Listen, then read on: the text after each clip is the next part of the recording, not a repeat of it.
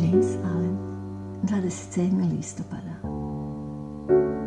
Susjećenu toniju srce čovječanstva i preslikat ćeš nebesku harmoniju.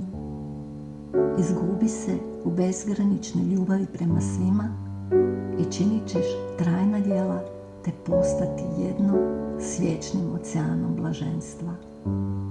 Čovjek evoluira iznutra prema van, prema periferiji kompleksnosti, a zatim involuira natrag prema središnjoj jednostavnosti. Kad čovjek otkrije da mu je matematički nemoguće spoznati svemir prije nego što spozna sebe, kreće na put koji vodi prvotnoj jednostavnosti. Počinje se razvijati iznutra, a kako se razvija, tako obavija svemir.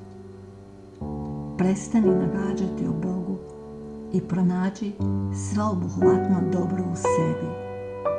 Čist čovjek zna da je čisto biće.